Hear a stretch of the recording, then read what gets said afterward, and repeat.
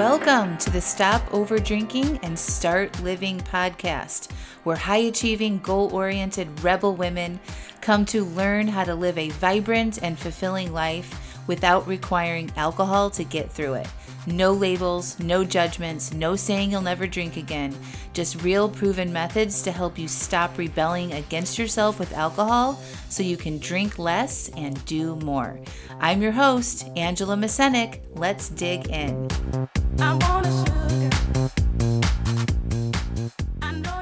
Welcome to episode 209, Dry January Kickoff.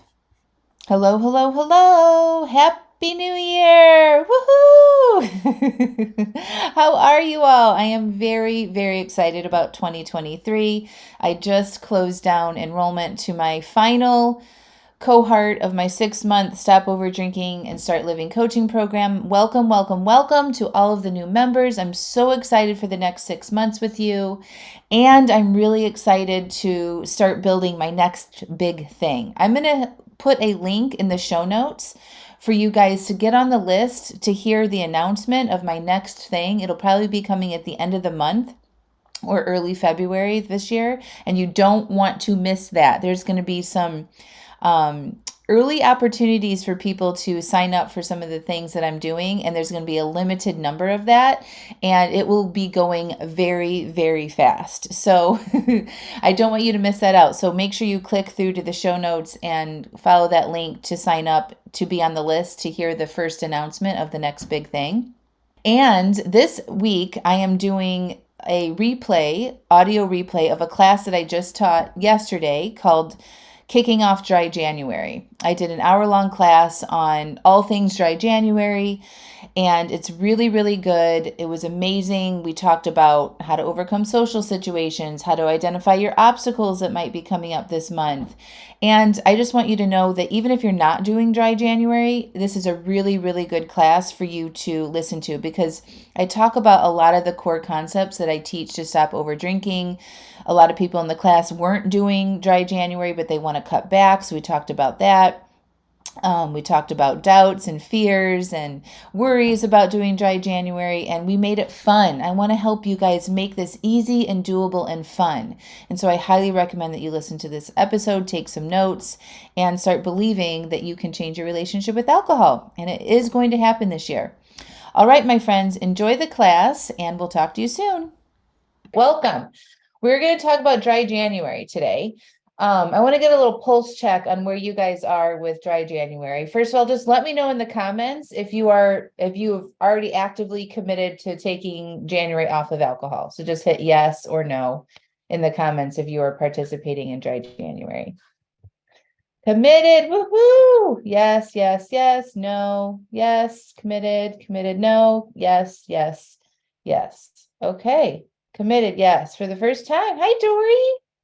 Denise, hi, everybody. Amy, yes. Okay. Not yet. Ooh, I was wondering, is there anybody like, I want to, maybe this class will inspire me. I'm interested in it. I think that could be helpful for me, but I'm just not sure. Ooh, first time ever. Hey, Karen. Yes. Yeah. You're just kind of like, I want to, but I'm just not sure. Exploring the possibility. Yes. Perfect. Cool. Well, I just want you to know that you're a firm maybe, Allison. Awesome.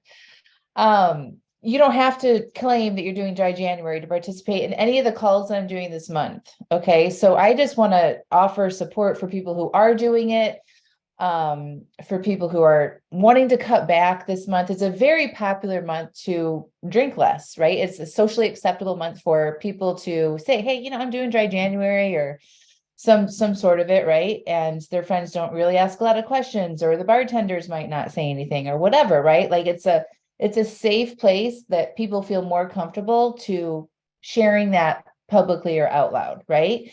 And so if you want to kind of tap into that, no matter what you're doing this month, that's awesome. And I want to encourage you to do that. Make it easy for yourself. So part of what I teach is like, how can we make this fun and easy? Because our brain is motivated to seek pleasure and avoid pain and save energy. Okay. And if we think something's going to be hard or difficult or awkward, we're going to be less motivated to go do it. Does that make sense? So we want to think about this month and approach this month with like, oh my God, how can I make this fun? How can I make this easy for myself? If I am interested in cutting back, I can ride the wave of this energy of dry January, even if I'm not doing it, be like, oh, I'm exploring, doing some dry days this month, right? It's an easier thing for us to share. A lot of times, if you're new to this space, we get hung up on what we're going to tell other people about why we're not drinking or why we're cutting back. And this offers an opportunity for that to be a little bit easier for people. Now, I do recommend that one of the tools on changing your relationship with alcohol is working on letting go of what other people might think about your drinking.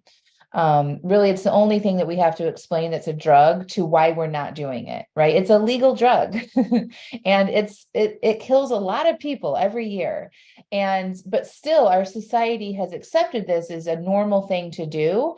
And when we don't do it, especially if we're around a lot of drinkers, they can ask a lot of questions or push back on you, or now you have a problem. And you don't need to have a problem to do dry January. You don't need to have a problem to want to drink less. That's the cool part of this stuff too. Just because you claim that you want to drink less doesn't mean that there's something wrong with you or this big dirty secret that you're carrying around, right? Like, it's not a big deal. You should drink less. It's healthier for you. Okay. Oops, let me turn that off. Yeah, Jennifer, I'm hoping to drink less this January, but maybe that will lead to not drinking at all this month. Cool. All right. So I love where you guys are. Thank you for sharing that with me. I'm Angela, by the way. If you're brand new to a coaching call with me or a class with me, can you tell me in the comments if this is your first time or if you are a repeat visitor? Welcome back. And if you are brand new, I'm Angela. I'm a certified stop over drinking coach. I specifically help women explore their relationship with alcohol. I've developed many programs to help women cut back. I have a podcast. It's called Stop Over Drinking. Hi, first timers. Hi, Erin. Repeat. Yay. I have a podcast. It's called Stop Over Drinking and Start Living. It's on all of the podcast players or on my website, angelamascenik.com. It's a weekly podcast that I publish. There's over 200 episodes. A lot of you guys have found me through that. And I have a 6-month coaching program that we just enrolled our last round into. I've done some shorter things as well, some shorter coaching programs. But this month, I want to just, have some free support for people who are exploring Dry January and try to open their minds up to thinking about this in a fun and more exciting way than maybe you have in the past. Hi, Jen. You're so welcome. Hi, Margaret. Welcome. So for you first timers, I used to be somebody who overdrank for 20 plus years. I struggled being on again, off again, big time dieter. I was put on a diet by my parents when I was 8 years old because I was chubby at 8. And so that began my lifelong amazing relationship with food. And then as I entered into college, alcohol came and I would drink and then I would overeat and then I would gain weight. And it was just like this constant battle. And of course, I had hangovers and all the things, right? And then as I aged and got older, I got into a more professional working environment. I was in sales and marketing for a long time. I definitely started using alcohol to manage my stress levels. And then I had 3 kids back to back. And just the more bigger my life got, like the more things I was responsible for, the more I used alcohol to help manage it. My anxiety was really high, had a lot of overwhelm and stress. And I noticed I was using alcohol to really like bring that temperature down at the end of the day. So I would tell myself, I just need to take the edge off on a Monday or a Tuesday, right? And so it just kept growing more and more over time. And then finally, I just kind of reached this point in my life where I'm just like, this is too much. Like my life right now is not working. So I actually quit my job and I went on this path to kind of figure my shit out. I wanted to start my own business and I found life coaching in that time. And I learned so much about myself through life coaching, about my own emotions and why I was doing the things that I was doing around alcohol and food. And I learned how to process my feelings. I learned how to manage my mind, and it completely changed my life. And then I started my business, and now I'm going on 5 years of not drinking. And I think looking and exploring at your relationship with alcohol is a really amazing way to do that sort of inner work, right? If you are struggling with honoring your commitments around alcohol, whether that is to stay not drinking or to only have a couple on the weekend, and you keep going back in these cycles over and over again, you do really well. Like maybe you're doing a dry January and then you get through that, or you do pretty well, and then your old ways start creeping in again. Like you notice these kind of back and forth cycles, and it's not something that you look over time. You're not really improving it overall over time. This is because there's this internal thing that's happening with your emotions and your mind that you want to dig a little bit deeper. So in these classes that I'm going to be teaching you, and we're kicking it off today, we're going to go a little bit deeper than just talking about not drinking. Okay. Because really, the reason why we overdrink isn't because so much of the alcohol, it's about what we're feeling inside, what's happening for us internally. So what we think about our work, what we think about ourselves, what we think about our relationships, what emotions haven't we learned how to be with and process and notice, right? So that's what we're going to be focusing on during these classes. So that's just a little bit about me and sort of how I came here. And yeah, I'm super excited. Wow, Janie, hi. I'm a repeat follower. I've cut back from about 35 drinks a week to 2 to 4 since following you and doing the work in March. That's what I'm talking about. So good. Congratulations. Okay. So, hi, Susan. The first thing is I think it's really important to decide what you want to do.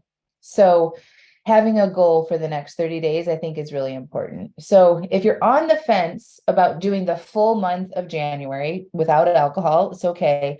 I would just decide then for the next 7 days, what does this look like for you? Do you want to not drink for the next 7 days? Yes or no? And just make that decision ahead of time. We don't want to keep making the same decisions every single day, right? Because that kind of wears us out a lot. We're like, am I drinking today? Am I not? Like waiting for those in the moment, if we get an urge or a desire to drink, and then making those decisions, that exhausts us. So let me just give you an example. Say you're just like, I'm going to see how it goes this month, right?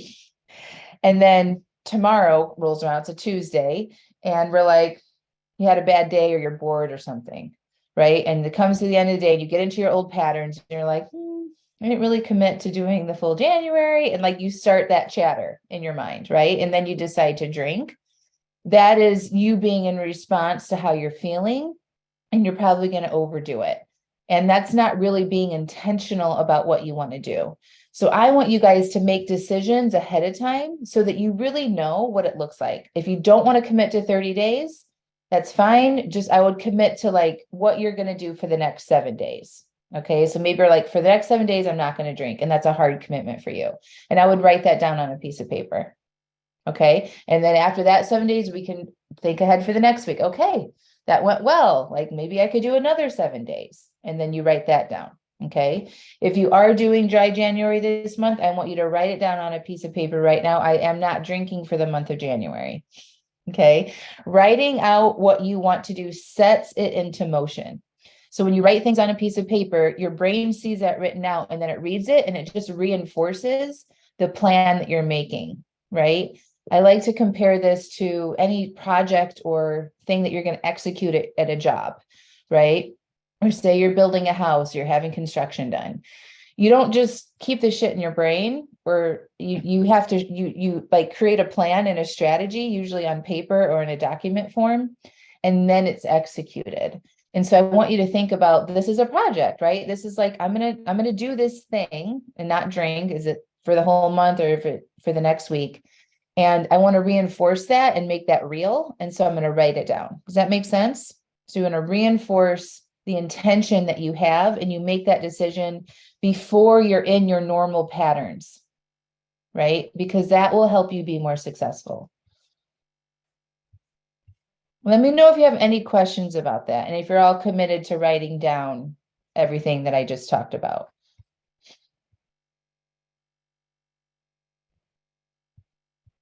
Al, I've been cutting back successfully, but still not where I want to be. So I want to commit to dry January, which I've never been able to completely before. Excited, but scared of failure. Yeah, that makes sense, right? It makes sense that you're scared. Nobody likes to fail. It doesn't feel good to like not do something that we set our minds to doing, right? That's okay. Like, this is what I want you guys to tell yourselves. If you're nervous about it, if you're scared of failing, just it's like it's okay to be nervous about it. It's okay that you don't want to fail. Tell yourself that. Like, it's okay that I'm a little nervous, right? I haven't been able to do this before. And just let that be okay, right? It doesn't need to be a problem that you're nervous or anything like that. You also just don't want to rely so much on what you've been able to do in the past to dictate what you're able to do in the future. Okay? Because the what you've done in the past is information, but it doesn't typically 100% predict what you can do in the future. What predicts more of what you can do in the future is learning how to manage your mind and doing some of the tools that I teach you, like writing things down, learning how to allow and process your urges, getting support when you need it, like those kind of things and the tools will help you be more successful than really looking at your past and being like, well, I haven't been able to do it before, so I'm not real sure if I'm going to be able to do it in the future. That's not a real good tool to look at to predict what is going to happen for yourself in the future.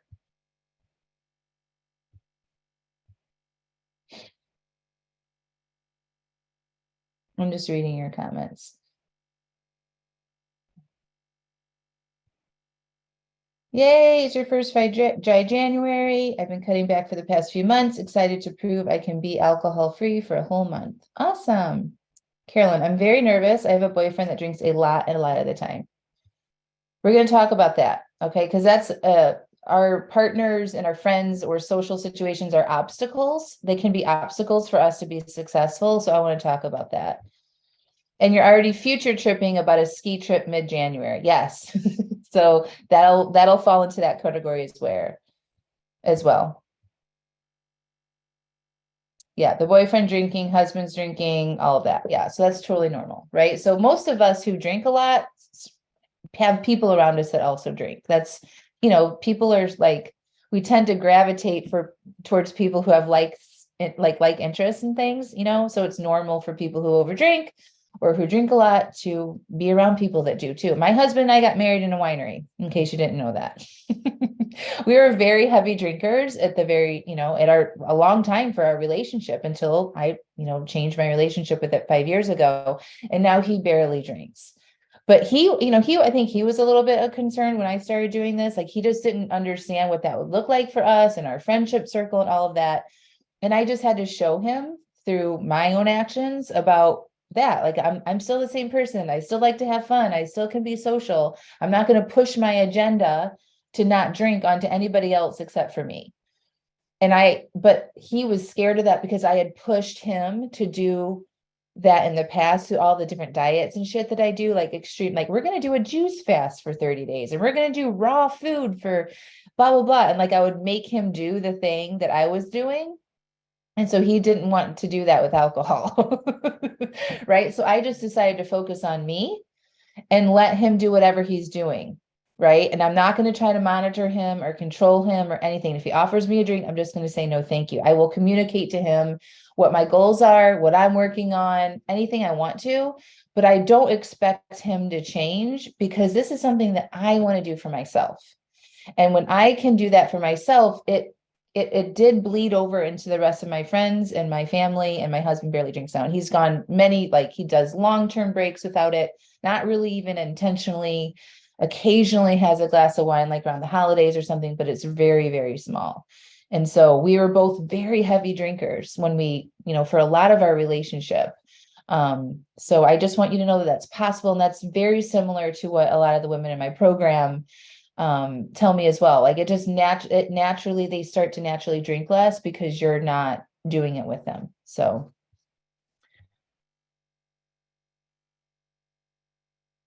you can do whatever you guys want, Robin. Like, you're asking about what about damp January?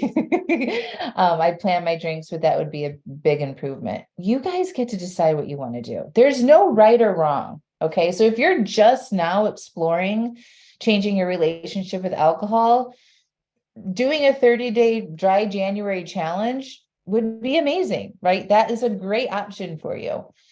planning your drinks ahead of time to be significantly lower than what you normally do is also a really good option. You guys get to decide what that looks like.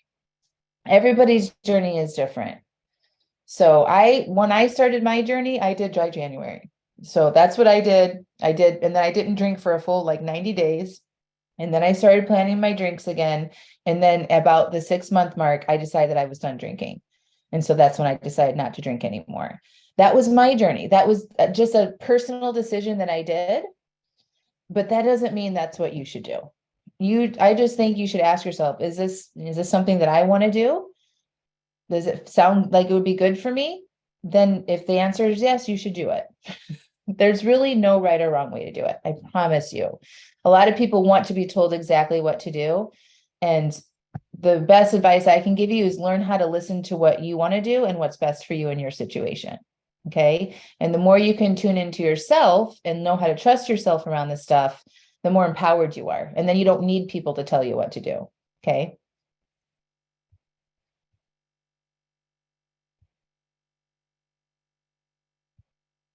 Okay, Allison, it definitely helps when I write down my drink plan. It's been hard though during the holidays. Right now, there's a lot of alcohol in the house from a New Year's party, and people brought booze. I did make 2 alcohol-free punches, which were good, but now there is the temptation. All right, so let's talk about that. I actually got this question yesterday in my coaching program.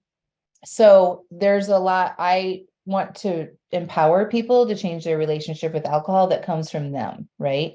So we don't ever want to be scared to be around alcohol. Like that doesn't feel really good, right? Like we don't want to worry if we get offered a drink or we can't go to a restaurant where there's a bar or somebody brings alcohol over to our house. Like that is not real freedom around alcohol, right? That still is like, ooh, that I might cave or that might be really hard for me. And that might be true in the beginning and we can work through that.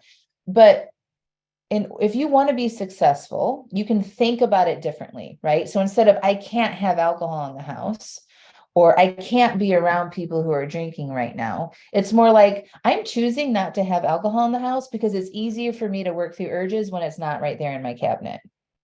That is a totally different way to think about it. It's just a different way it's like a different mindset versus I can't have it. There's no power in that when you say I can't have it in the house versus I'm choosing not to have it in the house. That's my choice because it's easier for me to say yes to my goals right now. Do you notice the difference? I can't, which gives you no power versus I'm choosing to not have it here because it's when I'm in my urge and when I'm processing urges and I'm having the desire for it, I want to make that easier for me to say no to the alcohol versus having to look at it and do that at the same time. Does that make sense? Let me know if you have any confusion about that. So if you don't want alcohol in your house this month, then don't have it. But don't say to yourself or to other people, I just can't be around that right now, right? That means the alcohol is in control of you drinking or not. And that's just not even true because we always have to decide what we're doing or not doing before the alcohol gets ingested, right? So don't make alcohol or it being in your house or other people responsible for you to be successful. Okay, you want to decide I'm doing this to help myself be successful. And so that could be removing the alcohol from the house, maybe not going out to bars after 6 p.m. or, like hosting people that have a lot of drinks and stuff right now. It's a totally different way to think about it. You're having more empowerment within yourself or not having empowerment. So if you notice yourself saying, I can't this month, I'm not allowed to, you can't bring that around me, that kind of stuff, just check yourself and be like, okay, does that feel empowering? Like I'm the one in control here, or am I trying to make sure that there's no alcohol, nobody's drinking around me, nobody's offering me anything, like making sure everything in my environment has to be a certain way for me to be successful, or am I deciding to be successful and changing things? It's a different way to think about it. Okay, cool.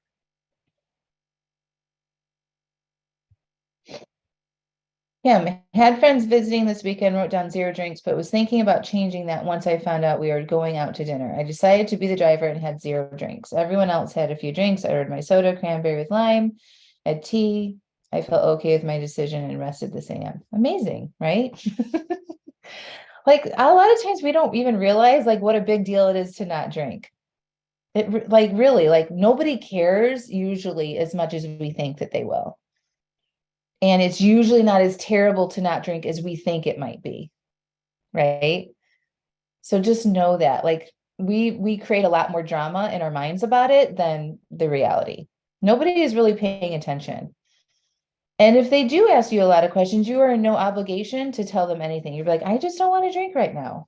I'm an adult. I can decide what I want to do. I don't want to drink and change the conversation. You don't owe anybody any explanations for anything. Yes, it is being recorded, Amy.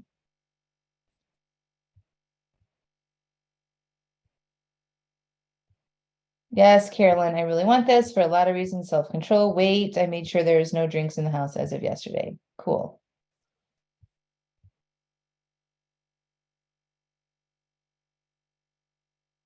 Okay. So when you think about this month and the weeks ahead, right? We've got weekends, maybe there's holidays, maybe you have social events coming up, going on a trip, whatever. You want to think about some of those things now and like identify them. They might be obstacles, right? So if you're used to drinking on the weekends, or if you're used to drinking when you go on a ski trip, or if you're used to drinking at night with your husband or your spouse or your boyfriend, like those could be obstacles for you to overcome. Okay. So I want to just have you sort of like kind of bring those things up in your mind right now and think about, okay, so these things I have on my calendar, these things are happening. Well, how do I want to handle those things? Right. So we want to like, again, like kind of think about this as a work project. We try to identify obstacles with like a work project ahead of time. So we're not just like going along, and then boom, we're hit with this thing that we didn't know what to expect. And now we have to try to figure it out while it's happening. Right. We kind of want to look ahead and be like, okay, I might really want drinks during that ski trip. So how am I going to handle that?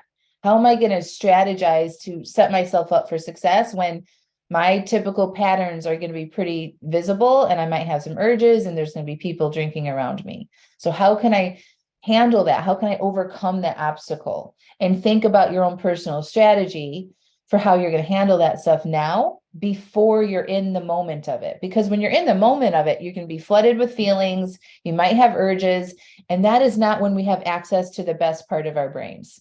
Okay. We have access to the best part of our brains like right now, right? It's like midday. Maybe it's, some of you are on the West Coast in the morning, not typically in our normal drinking pattern time, right?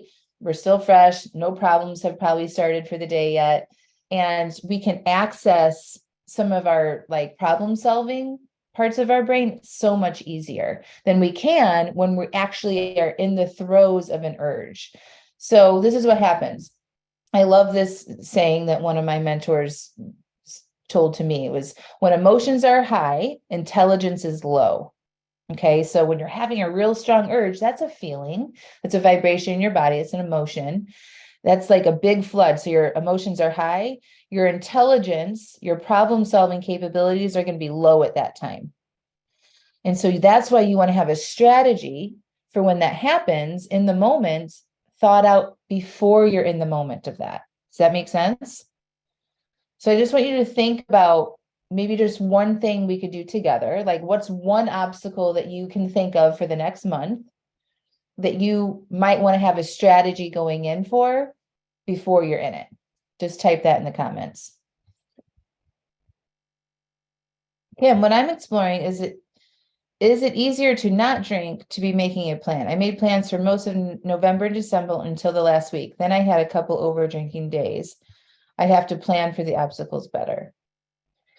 So you guys get to be the decider on this stuff. I don't think it's a fact that it's easier to not drink than to plan drinks, But this is where you're learning about yourself and your relationship with alcohol, right? So if you're planning your drinks, say you're not drinking Monday through Thursday, and then you have a couple drinks on Friday and Saturday on your plan, okay? And you do that, you make that plan, you execute that plan, you're not overthinking things. You're not spending a lot of time wondering if you're going to drink and stressing out if you're going to overdrink. It's not occupying a lot of time and space in your brain. You're able to have those planned drinks without a lot of chatter after your planned drinks are done. You're feeling fine the next day, all of that stuff, then that's probably fine for you.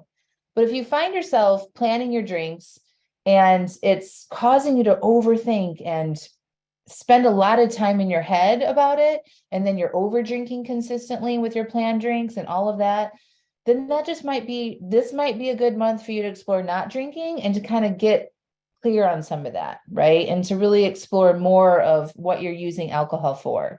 Because usually when we overdrink, even if we've planned it, it's because we're still trying to use alcohol as an emotional tool. Like even if it's planned ahead, you could still be feeling the need to use it if you're feeling bored or tired or pissed off or lonely, or you want to amplify the fun experiences or those fun emotions too. So a break could help you get clear on what some of those reasons are for you. And then you can come back and try it again if you want to.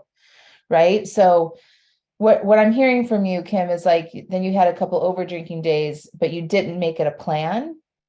So if is that true that you were doing you're not over drinking if you're planning, but the moment you stop planning is when you're over drinking, then it sounds like the plan is a good thing for you, right? So I would keep planning.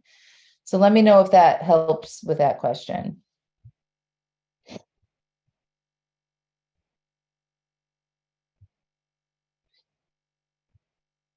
It is absolutely okay to remove yourself from an uncomfortable situation, Donna, always and forever. You know, if it feels really uncomfortable for you, just take a break into the bathroom and just try to breathe. Or it's like, you know what, guys, I'm tired. Especially in the beginning, you guys want to think about social situations and stuff, and you're going to be learning so much about yourself. A lot of times we go out to a lot of social situations and we drink. And when we don't drink, it's like, this isn't really fun. You know, these people without drinking don't really like to be around them. And so if you need to drink to be around people to tolerate them, it's like, why can't we just not be around those people? I mean, at the beginning, when you guys are working on this stuff, you're going to have to like have some boundaries for yourself, and it might feel a little bit more extreme to support yourself. And then once you get more comfortable and you get more clear on like some of this internal work that you need to do, then these things become a little bit easier to handle and you can start doing more. But at the beginning, it's like you almost have to be really selfish and you have to put yourself first. And that's okay. We should be doing that more anyway. Okay. So if you're feeling uncomfortable and you notice that while you're there, you could be like, guys, I'm tired. I'm going home. I'm not feeling well. Just go, right? Always have an exit plan. That's what I advise anyway in social situations is for these obstacles that you guys just listed, a lot of them are social. So if you don't want to drink during that time, make sure you have your own transportation to and from so that you can go, like, I'm just going to go for 90 minutes and then I'm going to leave. Because what you don't want to get into a situation is being trapped or stuck in a very heavy drinking situation and you can't get out of it, right? That's not setting yourself up for success, right? And then we get tired, we get frustrated because everybody's drinking around us, probably starting to slur their words at this point, and the conversations are not going anywhere. This is not something enjoyable for you, and you might be more tempted to drink because everybody else is. So you want to set yourself up for success and have an exit plan for those social situations. Deidre, you're saying I need to drink to tolerate being around my soon to be ex-husband. Yeah. So we're making a good decision on that, right? Yeah, Donna, you confide in your friend that I would be leaving early because the amount of alcohol being consumed. There's no problem with that, right?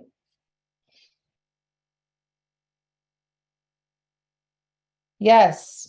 Susan, having non-alcoholic drinks in the house around that sort of that witching hour, leaving gatherings early when I start feeling bored with all the drinking. Yeah, like honestly, like my nights, my before I stopped drinking and did all this work, I would want to be, the life of the party, and I would stay out really late and go from bar to bar to bar, whatever. And now that I don't do that, I go to bed earlier and I have my mornings of having my fun time, right? So I journal, I drink my coffee, I get myself in the right mindset for the day, all that kind of stuff, exercise. And so my mornings have become my evenings. Like, whereas before in the past, my evenings were like my me time to drink and to do whatever I wanted to do, like watch TV. And now it just looks different. I replaced that alone time that I needed, like the break from the kids and the work and all that stuff.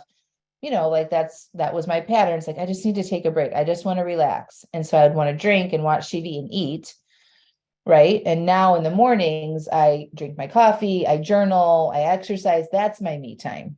That's where I give myself those breaks. Make sense? So it looks different. So think about, if you still want to hang out with your friends, social situations this month, make coffee dates, go on a hike together, do daytime stuff that, you can be around the people that you drink with, but you're not in the same type of situations that you normally drink together. That's what I did with all of my friends, and it worked out amazing. I had better relationships with them because we were actually having interesting conversations during the day because we weren't drinking. And, I would be exercising or, doing things that I enjoy with them instead of just going to our old patterns of like sitting at a bar. At the beginning, I would go to the bar with him and like order coffee, but I really don't do that anymore. It's really like lunch date, breakfast, hike, something like that. Rarely I go out for dinner just because I've got a lot going on in the evenings now with all my kids and stuff too. So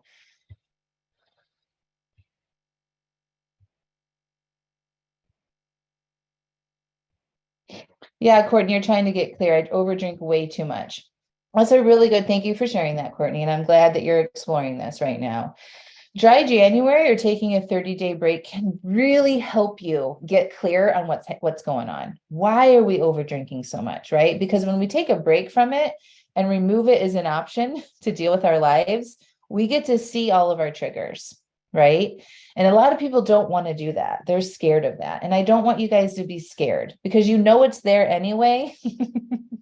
It's just we're going to get a little bit more conscious of it. So like if you really don't like your husband or if you really hate your job and all that other stuff might come up. And that's information that you want to see because you're probably not living the life that you actually want to be living.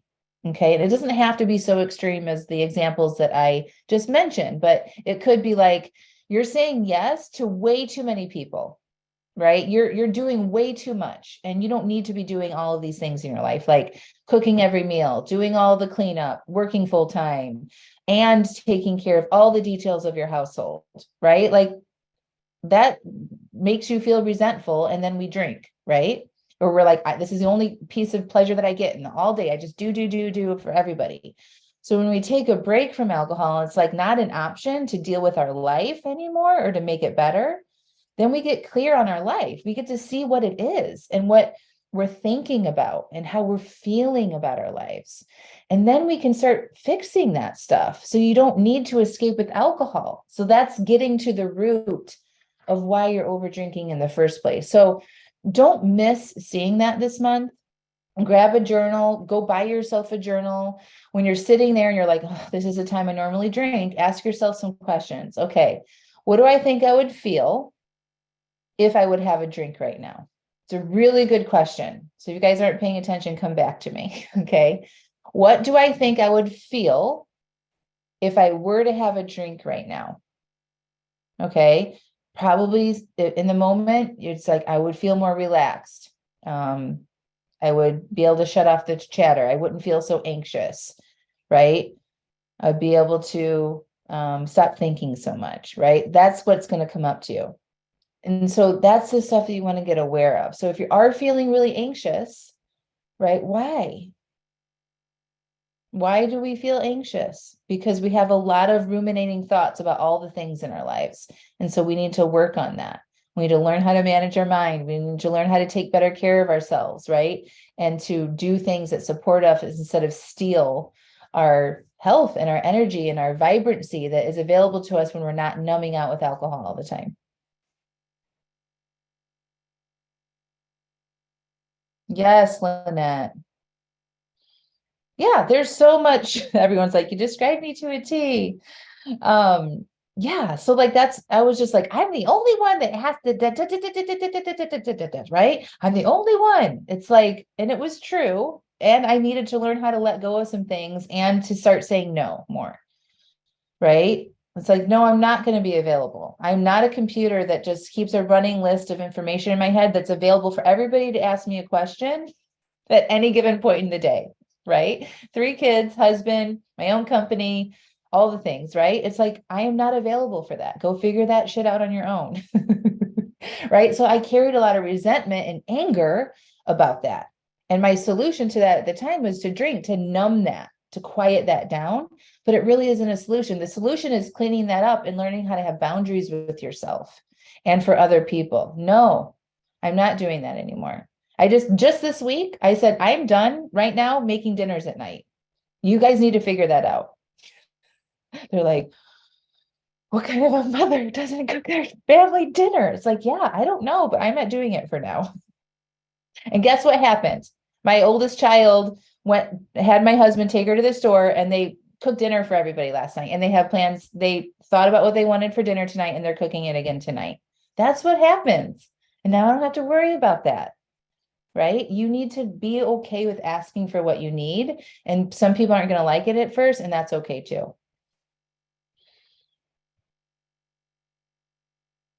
Yeah. You guys, I know this so well because I've lived it. And I just want to give you some hope and some inspiration that it can be better. But a lot of it is just, you're taking a break right now and you're going to get aware. You're going to notice your thinking on a high level over the next month. And so your journal and just write, like keeping it in your kitchen counter and just writing how you're feeling and what's going on in that mind of yours down, just dump out your thoughts, your stream of consciousness thoughts without editing yourself at all so you can see it. Right. And you're like, oh, the first time I did that, I was like, oh, no wonder I drank. I had so much shit in there that needed to be cleared out. Okay. And then you can decide what to do with it, right? There's solutions. You can change the way you're thinking, which is a valid thing to do. I change the way I think all the time. You can let go of some of the tasks that you do and ask for help. Huge thing, right? You can pause and process and work on those feelings instead of wanting to escape them. You do that too. There's just a lot of different tools that you can use that isn't just your automatic behavior of going to finding that drink. Okay, but we got to get clear, and awareness is the first step. That's why I really recommend writing things down as they're happening for you so you can understand what your patterns are this month. And at the end of the month, it doesn't matter if you made it through the whole month or not, you will have learned so much about yourself. And now we have information, and now you can make some choices about what you want to do going forward. Does that make sense?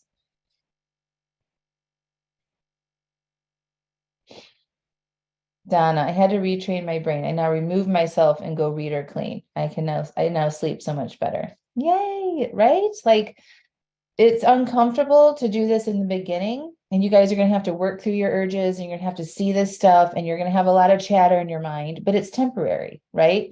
So just remember what we started with was you've got this motivational triad thing. It's your primitive brain's programming. We're motivated to seek pleasure, avoid pain, and save energy. Okay.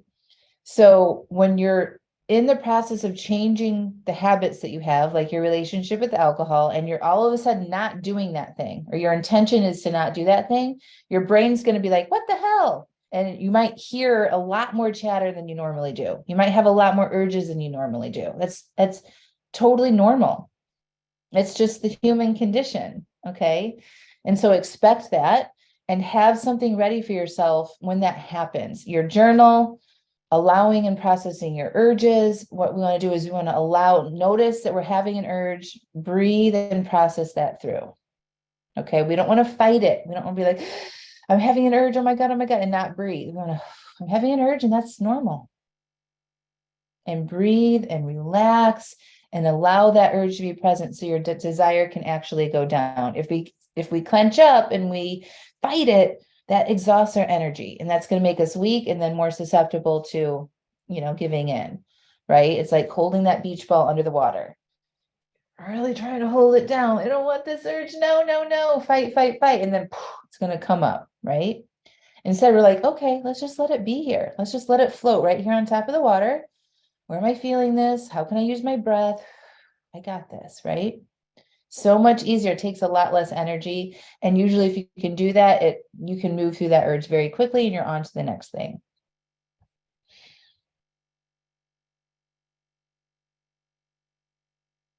You're welcome. I want to show up for myself, and I do carry resentments. I love making meals for my family, but it does keep me from doing shit for myself. Maybe I can do the meals 3 times a week instead of every day and night. Yes. That's some obstacles, right? That's some obstacles right there.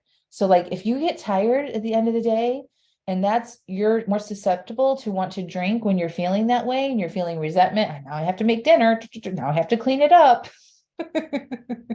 Nobody helps me around here, right? That's going to trigger you to want to drink and escape that. So how can you set yourself up for success? Okay, I'm working on this. I want to make it easy for myself to not drink. So can I maybe meal prep? Maybe I cook 3 batches of something. We have leftovers. Doesn't have to be all or nothing like I am. I've been putting my boundaries out there for a good 5 years now. And so they're used to me being like, I'm done with this. You guys got it. But if you guys aren't used to doing that, that might, not go over very well. Right. So it can look however you need it to look. Maybe it's just one night you don't do dinner, right? What does that look like for you guys? What would be easy for you to implement like that? Oh, Nicole, you're so welcome.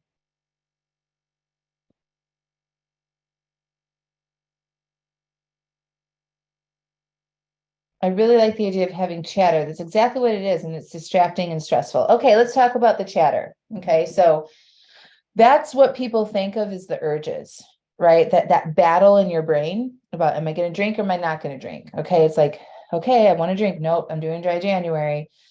Fuck, I can't drink. I really want to. Who cares? Doesn't matter, right? That back and forth battle. That's the chatter, right? And that's the most excruciating part of this, is just that back and forth in your brain. So what I like to visualize and recommend you do too is like, I want to get out of my head, right? I don't want to be up in here battling with myself about it. So it's just like, boop, I want to, like I'm a Lego, I'm going to pop my head off. I'm going to put it over here on the table for now. And I'm just going to focus on my body from my neck down. Okay. So if I want to think about something, I'm going to focus my brain on what is happening in my body right now. I'm not drinking, so I don't need to keep battling. I'm just going to put my chatter aside and I'm going to just focus on my breath. I'm going to go into my body. I'm going to breathe. Where am I feeling that need to drink in my body? I feel like my shoulders are tight. Ooh, my shoulders are up, my jaw is tight. Every time you notice some sort of tightness or energy in your body, use your breath to soften it. Release, soften. If you guys do yoga, you guys know how to do this, right? You just use your breath to loosen and allow space in any of those places in your body in that moment that feels tight and hard. And you just do that over and over again. If you do that for 2 minutes, you will get out of the urge and you'll forget about having that drink. I promise you. Right. And then you're like, okay, wow, that actually wasn't so bad. And then you just move on to whatever else you need to do. Right. Maybe you get out of the kitchen. Maybe you need to go for a walk, get some fresh air, drink a glass of water, go upstairs, wash your face. Think about how you can really healthily support yourself in the normal times where you might have those urges. Right. So that's why I wanted you guys to think ahead about your obstacles. If that comes up for you and you're in a social situation, what can you do for yourself in that moment that is supportive of yourself? Acknowledging is always first. Always acknowledge, I recognize I am having some chatter and I want to have a drink right now. Saying that to yourself is super powerful. And that kind of like gets you more into awareness mode about what's happening instead of like in the vortex of the desire for it. It's like in that tunnel vision of it, you don't even realize what's happening. If you can recognize that that's happening, like, oh God, yeah, that's exactly what Angela was talking about. I'm having this chatter. I'm having an urge. Okay. What do I do now? Okay. I breathe, right? I pause, I process, I breathe. Maybe I should go change my clothes, get out of this environment for a few minutes, change my scene, right? And then by then you've usually moved on. What kind of non-alcoholic beverages do I have? Could I make myself a cup of tea? Right? Like stock yourselves up with some really nice non-alcoholic beverages. I used decaf tea a lot during my journey. I probably drink it every single night. Decaf Paris by Harney and Sons. It was my favorite. But now I drink decaf constant comment. That's what I love in the evening. It's a like an orangey black tea. It's decaf, and I just sip on that. It's lovely. There's no like negative side effects of that. Does that help? So Beverly, how do you even get started? Is you decide what you want to do. You decide, am I doing dry January or not?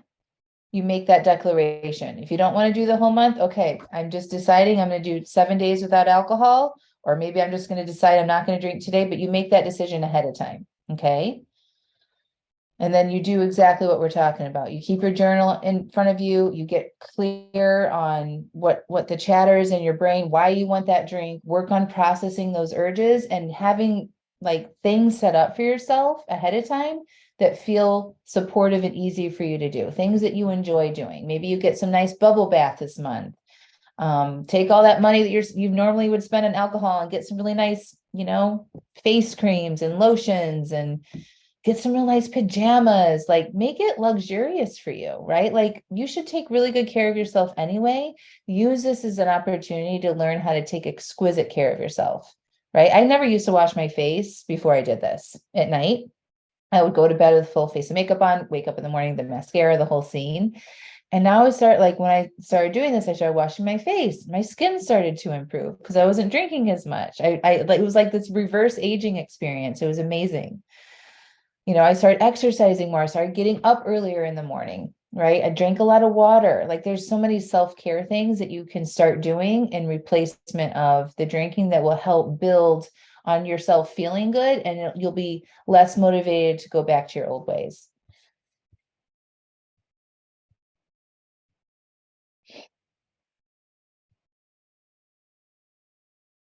So Courtney, how do we get started on something, a group of support? Yeah, so before you guys all log off, I want to make sure you guys are on the list of my next offering of how you can work with me. So I'm going to put that in the chat. Let's see. So here is a link for you to click on that, and you can do it right now if you want.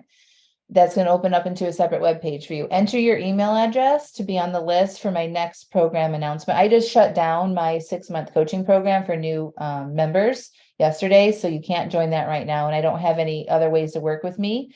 But in the next month, I'm going to be announcing ways that you can join a very supportive community. And I'll let you know of all the details. If you want on that list, just go ahead and go put your email address in there. Okay. But there's a lot of free things that you can do. There's Dry January Facebook groups. I would just search that in a Facebook group. That's a really awesome community. I've been a part of that for a long time. Listen to podcasts. My podcast is amazing to like fill in the gaps, between our calls this month. Stop over drinking and start living. Read books. Read a lot of literature on this and changing your relationship with alcohol. Somebody mentioned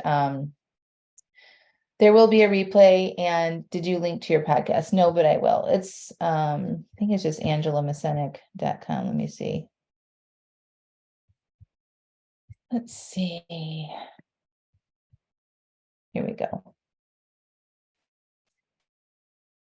This is my website link for the podcast. You can go there, or you can just go to iTunes or Spotify or Google, wherever you listen to podcasts, and type in Stop Over Drinking and Start Living.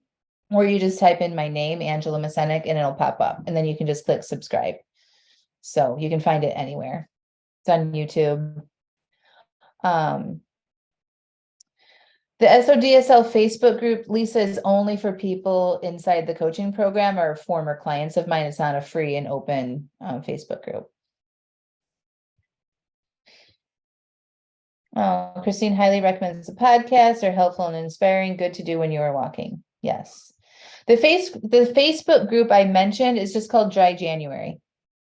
So you can just search in Facebook under groups for Dry January. And that's a great, they don't offer coaching. It's not that they're not going to give you tools and stuff like that I'm talking about here, but it's a community of people trying to do this, and they share, what's happening for them, and they celebrate each other and stuff like that. But there's no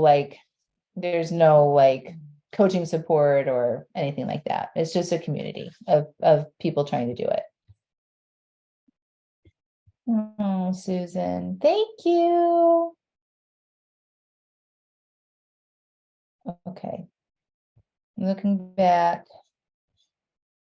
Okay, so do you guys feel good? Did you identify some of the obstacles that you might have coming up with this month, and what you want to do for yourself to support yourself and your goals around not drinking that? Do you feel good about that? Do you want to share anything about your obstacles that I can help you brainstorm on or talk about?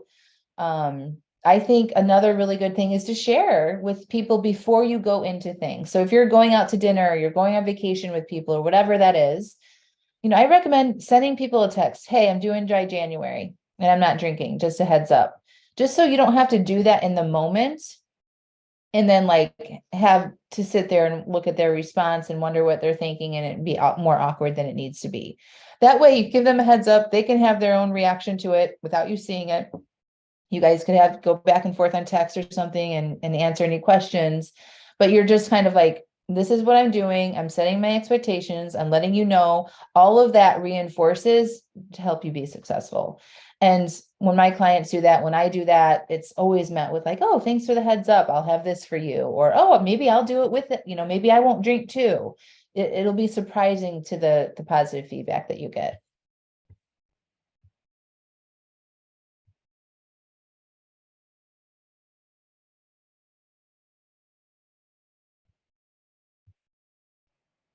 Yes, focusing on self-love and how to take really good care of yourself as your focus instead of not drinking, right? So whatever we focus our attention on is what we get more of. So if you instead of focusing on just what you're missing by not drinking and focusing on that, I'm not drinking, I'm not drinking, I'm not drinking, that's my focus. You could shift your focus on what am I going to do instead? What could I focus on that feels like I'm gaining something, right? So that's maybe I'm going to develop a really yummy, luxurious bedtime routine for myself, right? Maybe I'm going to turn my evenings around and try to do something different at night instead of sitting in front of the TV and drinking wine, right? So that's what you kind of want to focus on versus what you're not doing. Does that make sense? So what you have to gain is where you want to put your focus on versus what you're not doing or losing. Okay. You're so, so welcome. Okay, Lynette, returning to work next week will be a challenge. I almost always have red wine as soon as I come home from work. Yeah. So we want to think about, Lynette, think about your routine when you come home from work at night. So what do you normally do? Probably walk in the door, go into the kitchen. For me, it was walking in the door. I would scan the scene. Where are the kids? Where's the husband? What kind of mess is there? What needs to be done? That's where I would go in my mind. And so I'd walk in the door and I would kind of scan in a 30-second moment, identify that it looked like a big shit show. And then I would literally go to the wine cabinet and pour myself a glass. Right. So maybe instead you could use a different door and walk in a different way into your house and just go right up to your bedroom and wash your face, change your clothes, take a shower, right? Give yourself some time to transition away from the kitchen. So this is overcoming these obstacles, right? Think about what would be good for you. First of all, we got to understand what we normally do, right? Take that situation. Okay, how can I change that? What can I do differently when I come home from work this time that I won't be so triggered to go do my same type of behaviors? So I would just write that down. What am I want to do differently? And write down your strategy for that obstacle. Okay.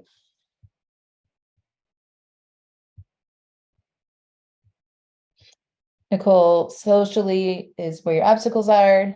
You declining invitations to go out. I stayed home on New Year's Eve and find my friends don't want to hang out with me as much because it makes them feel bad about themselves or uncomfortable. and they prefer the fun party girl side of me, so I feel lost in your identity. Yeah, I think that's pretty common, Nicole. Do you think that you act differently around them? Is this more of like what you're telling yourself?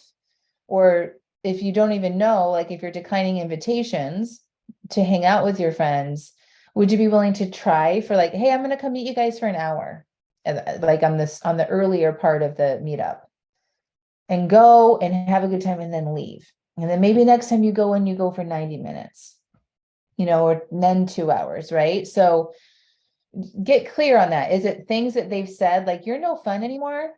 And if they say that, maybe it's time to get some new friends. I really have not experienced that with my people. I was very open and honest with the people when I started working on this. You guys, I'm still the same person. I want to have fun, and I made it my mission to like learn how to have fun without using alcohol. So I didn't do a lot of hiding. But that was me. Because I had this big identity around being a fun person, outgoing, social, type A, just like energetic. I was in sales and marketing, for my whole career. So like that was part of my vibe. And I didn't want to lose that. And so I'm like, I am going to prove that I can still be fun Angela and just not overdrink. And so I would go to those social situations with my same friend group, but I would limit myself. I would go at the very beginning of the party and leave after an hour. Right. And then I would change it up. I would invite them to go do different things with me instead of it just being around drinking events to maintain those relationships. So think about how you can be creative. If you want to actually spend time with them, if you like them outside of just the drinking culture of it, then that's worth putting in some extra effort around those types of relationships. But I hear you on the identity piece. I mean, it's a big one. We identify as somebody who likes to have fun and drink. I mean, I had a big identity part of it too. I actually have a really good podcast episode on that. It's called Your Alcohol Identity. You guys can just search for it on my website. If you go under the podcast tab and you search alcohol identity, it'll pop up. It's one of my more recent episodes. It'll really help you understand what that is and how to start making a new identity with yourself. Hi, Joni.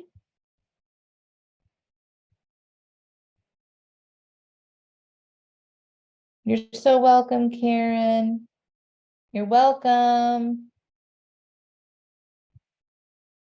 Go to breakfast. Yes. Oh, thank you, Amanda. She just linked up that identity podcast in there. So click on that so you have it. All right, friends. So to wrap it up, we're at the top of the hour. I want to keep us, try to keep these calls under an hour. I do tend to talk a lot. Hi, Joni from Washington. Congratulations on your move. Decide what you want to do. Make that decision when you're not in the moments of the times that you want to drink. Okay, so most of you here sounds like you're doing dry January. If you're like, I'm not really sure, decide maybe just to do a 7-day break. And then you can make another decision in another 7 days from now. Okay. If you're still planning your drinks, totally fine. Just decide that today for the next 7 days. Okay. And then expect you to have some urges, focus on allowing and processing them. Look at what's coming up for you. Have your strategy planned out, written out about what you're going to do in those situations to change things up and to support your goals. And remember to use empowering language. We want to get away from saying, I can't do this. I can't drink this month. I can't be around alcohol. I can't be around my friends. I'm choosing to not drink this month. So I'm choosing not to have alcohol in my house because that's going to be more supportive of my goals. That kind of thinking is way more empowering, as if you're in control and not the people and not having the alcohol around you is dictating if you're going to be successful or not. Okay.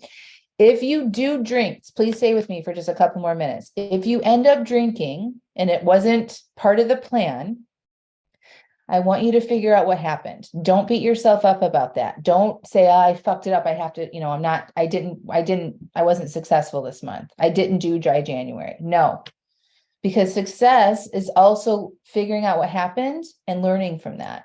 Okay. We're learning how to do something right now. And it's like learning how to ride a bike. You got to fall off the bike. You have to have many attempts before you're smooth sailing. And this may be what this month looks like for you. So if you do drink off plan, right? If you do not follow through, the next day you want to ask yourself these 3 questions, okay? What worked? What didn't work? And what would I do differently next time? What worked? What didn't work? And what would I do differently next time? From curiosity, not shaming yourself. You're not allowed to beat yourself up about this.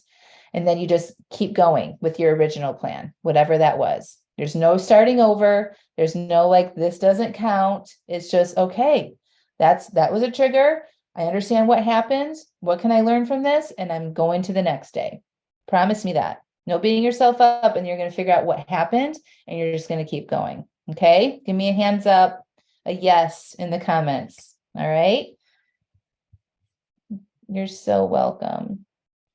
You're welcome. Yes, yes. Yay. It is recorded.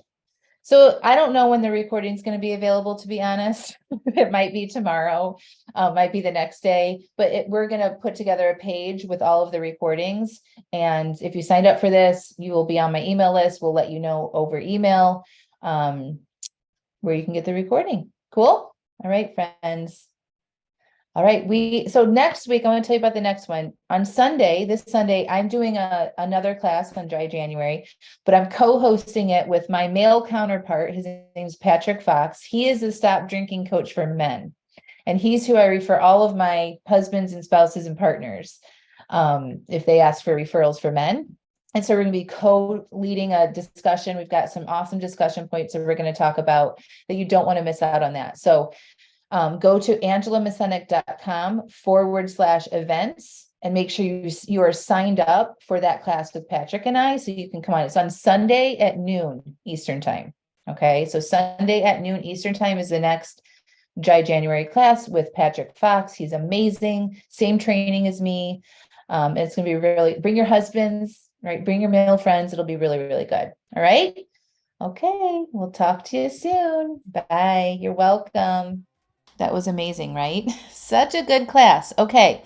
So if you want to come to the other Dry January classes that I'm teaching, all you have to do is go to angelamascenik.com/events, EVENTS. That's angelamascenik.com/events. And then right there, you'll see Dry January events. Click on the link for the rest of the classes that I'm doing this month. We have 3 more, and I'm doing them weekly. And you just sign up, you'll get an email to join that class, and you'll be in. And you can get support on, maybe applying some of the things that you learned in this class, come back to the next class and share and ask questions and, really enjoy this month with some free support. And don't forget to sign up to be on the list to hear my next exciting thing. I'm so excited about it. I really want to tell you right now, but I'm not going to.